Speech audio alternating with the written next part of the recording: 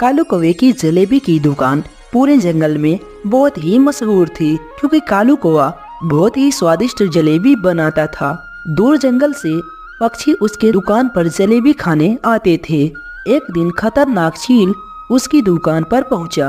कालू, अरे वो कालू भाई, मुझे जरा आधा किलो जलेबी देना। क्या खतरनाक भाई, अभी अभी तो जलेबी खा कर गए हो और फिर से आगे मन नहीं भरा क्या? अब क्या बताऊं कालू भाई, तुम्हारी बनाई हुई गर्मा गर्म जलेबियाँ इतनी स्वादिष्ट होती हैं, खाते जाओ और मन ही नहीं भरता। नींद में भी साला यह गरम गरम जलेबी ही मुझे दिखाई दे रही थी, इसलिए मैं जलेबी खाने आ गया हूँ। कालू भाई, अब ज्यादा देर मत करो, मुझे और इंतजार नहीं होता। अब जल्दी से तुम गर्मा गर्म जलेबी खिला दो। हाँ खतरनाक चील, मेरी बनाई हुई गरम जलेबी होती ही कुछ ऐसी है कि जो खाए बस खाता जाए, रुकने का नाम ही ना ले। और तुम्हें तो पता ही है कि दूसरे जंगलों से और दूर दूर से पक्षी मेरी बनाई हुई जलेबी खाने आते हैं। अभी तो जलेबी खत्म हो चुकी है, अब आप शाम को आना, फिर आपको मिलेंगी खाने को गर्मा गर्म जलेबियाँ। अरे कालू भैया, यह तो बहुत ही गड़बड़ हो जाएगा। बिना जलेबी खाए मुझे तो नींद नहीं आएगी।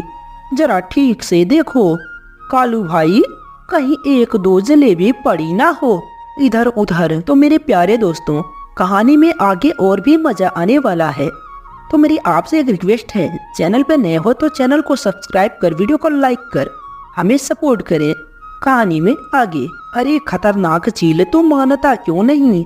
मुझे अब दुकान बंद करके जाना है, यहाँ से जाओ फिर शाम को आना। तभी कालू कौवे के दो चमचे वहाँ पर आ जाते हैं। क्यों, क्या हुआ रे? उस टुनटुनी से पैसे लाए? नहीं मालिक, पैसे तो मैं नहीं ले आया। उसकी बेटी की आज शादी थी, कहने लगी कि मैं बहुत जल्द ही कर्ज चुका दूंगी, पहले मेरी बेटी की शादी हो जाए।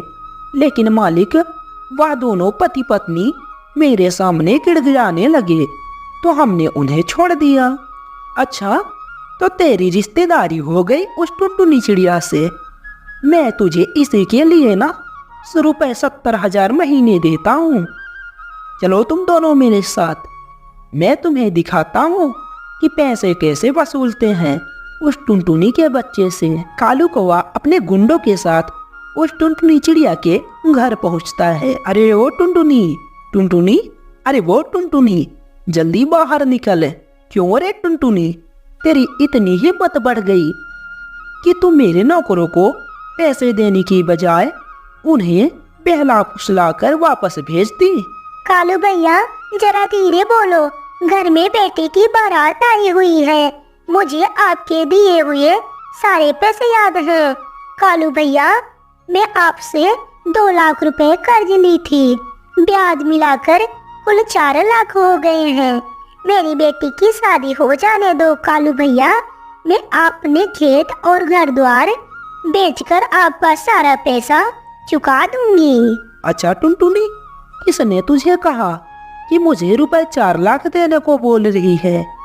मैंने तुझे कर्ज के लिए 2 लाख रुपए दिए थे और इस समय मैं बताया था कि मुझे 5 गुना ब्याज चाहिए। तुमने ठीक से नहीं सुना, तो मेरी क्या गलती है? अरे डोलू बोलू, तुम वहाँ खड़े होकर मेरा मुंह क्यों देख रहे हो? घर के अंदर जाओ और सारा दहेज का सामान उठा लाओ। कालू भैया, मैं आपके हाथ जोड़ती हूँ, मेरी बेटी का दहेज का सामान मत ले जाएं। रहम कीजिए मुझ पर, रहम कीजिए कालू भैया। टुनटुनी चिड़िया कालू कौवे के आगे हाथ जोड़कर अपनी बेटी के लिए भीख मांगती रहती है, लेकिन कालू कौवे को उसकी कोई भी बात का फर्क नहीं पड़ता। वह सभी दहेज का सारा पैसा और जेवर लेकर वहां से चले जाते हैं। यह सब देखकर टुनटुनी चिड़िया का समधी उससे कहता है, समधन जी, अब यह शादी नहीं हो सकती, मैं अपनी बेटी की बारात वापस ले जा रहा हूँ। अब आप किसी और पक्षी से अपनी बेटी का ब्याह कर लीजिएगा। बेटी, मुझे माफ करना, यह सब क्या हो गया? शायद भगवान को यही मंजूर था, मैं तेरा घर नहीं बसा सकी। माँ, गरीबी की वजह से मेरा घर बसने से पहले ही उजड़ गया। माँ, इस जंगल में उस काले कौवे की बस एक ही जलेबी की दुकान है, इसलिए वह सभी पक्षियों पर अपनी अकड़ दिखाता है। वह ब्याज पर पैसे देता है और उससे वसूलते समय यह भी नहीं देखता कि गरीब पक्षियों पर क्या बीतती होगी। तुम अपने आंसू पोंछ लो माँ, हम सब मिलकर कल से ही अपनी जलेबी की गर्मा गर्म दुकान खोलेंगे। फिर अगले दिन टूनी चिड़िया और उसकी बेटी सुनहरी जलेबी बेचना शुरू कर देते हैं। धीरे धीरे टुनटुनी चिड़िया की जलेबी की दुकान जंगल में मशहूर हो जाती है, जिसके चलते कालू कौवा का धंधा काफी ज्यादा चौपट हो जाता है। अरे वो टुनटुनी, तेरे चक्कर में मेरी जलेबी का धंधा चौपट हो रहा है। मैं तेरा कर्जा माफ कर दूंगा, लेकिन एक शर्त है। क्या शर्त है कालू भैया? तुझे अपनी जलेबी की दुकान बंद करनी होगी और इस जंगल को छोड़कर जाना होगा। टुनटुनी चिड़िया अभी कुछ बोलती कि उससे पहले खतरनाक चील अपने दोस्तों के साथ वहां आ जाता है। अरे वो एक कालू, टुनटुनी तो अब तू अकेला मत समझना, मैं उसके साथ हूँ और दुकान में मैंने पैसा लगाया है। अगर तू अपनी जान बचाना चाहता है तो तू अपनी दुकान उठाकर इस जंगल से 9-2-11 हो ले, वरना मुझसे बुरा कोई नहीं होगा। कालू कौवा खतरनाक चील से पंगा नहीं लेना चाहता था।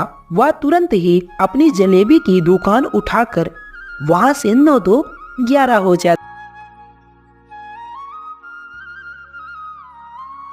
बहुत समय पहले किसी जंगल में मानव और कालू नामक 2 भाई रहा करते थे।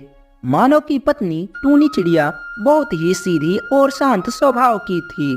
कालू की पत्नी पिंकी बहुत ही मक्कार और कपटी थी।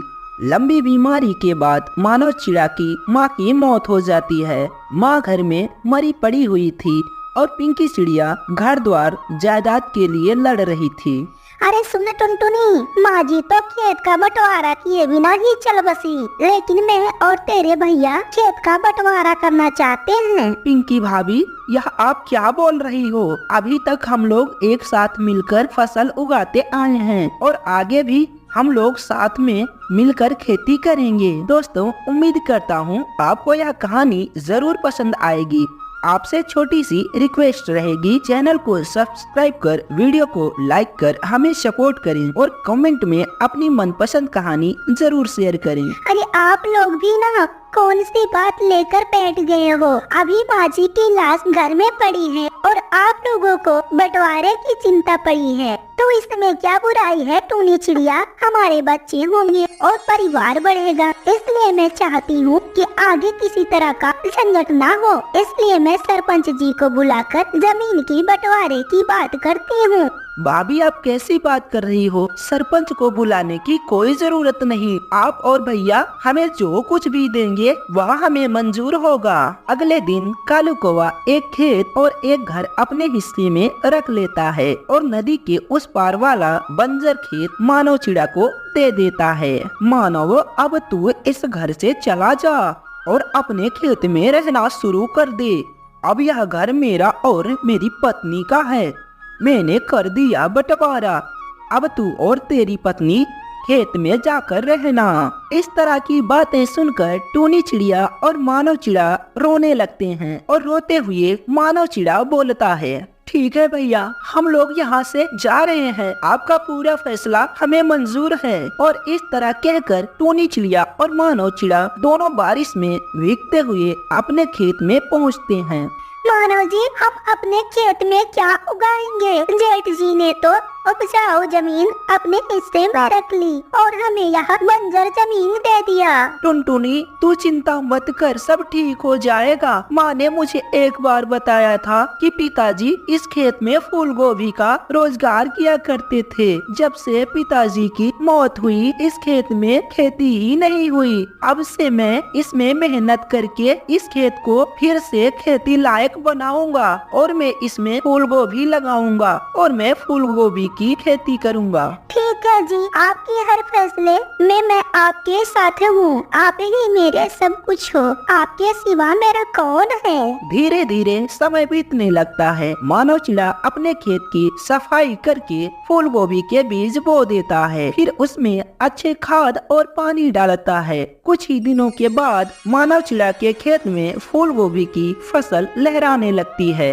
लहराते हुए फूल गोभी की फसल देखकर दोनों पति पत्नी बहुत ही ज्यादा खुश होते हैं। देख रही हो टोनी, तुम हमारी फूल गोभी की फसल कैसे लहरा रही है। बस अब कुछ ही दिनों में यह बेचने लायक हो जाएगी। बहुत ही जल्द वह दिन भी आ जाता है और मानव चिड़ा फूल गोभी की फसल बाजार में ले जाकर बेच देता है और उनसे मिले पैसों से वह अपना घर बना लेता है और अच्छी तरह अपनी जिंदगी बिताने लगता है। धीरे धीरे कुछ समय ऐसे ही बीत जाते हैं। देखते ही देखते टुनटुनी 3 बच्चों की माँ बन गई। दूसरी तरफ कालू कौवे को शराब और नशे की लत लग जाती है। उसका खेत, घर द्वार सब कुछ शराब के नशे में बिक जाता है और वह दोनों पति पत्नी बहुत ही गरीब हो जाते हैं।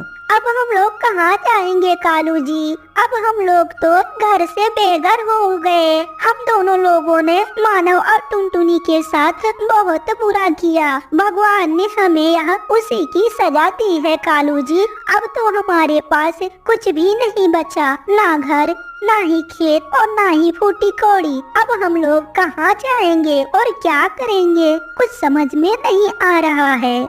तुम सही कह रही हो पिंकी। पैसों की लालच में मैं इतना अंधा हो गया था कि मैंने अपने भाई से ही बेईमानी की। मैं सोचता हूँ कि जाकर अपने भाई से माफी मांग लूं, लेकिन कौन सा मुंह लेकर मैं अपने भाई के पास जाऊं। एक दिन मानव चिड़ा और टूनी चिड़िया दोनों साथ में बाजार जा रहे थे। तभी उनकी नजर भिखारी के जोड़े पर पड़ती है। अरे भैया और भाभी, या आप लोग इस तरह रास्ते में भीख क्यों मांग रहे हैं? क्या बताऊं मानो, मैं तेरे साथ बेईमानी की थी। यहाँ उसी की सजा भगवान ने मुझे दी है। तुम्हारे जाने के बाद मुझे शराब और जुए की ऐसी लत लगी कि मेरा सारा घर द्वार और पैसे जो कुछ भी थे सब उसी में बिक गए। हम लोग तो 2 रोटी खाने के लिए भी मोहताज हो गए। मेरे भाई, मैं तो हर किसी का दरवाजा खटखटाया पर कोई भी मेरी मदद करने को तैयार नहीं था। ऐसे में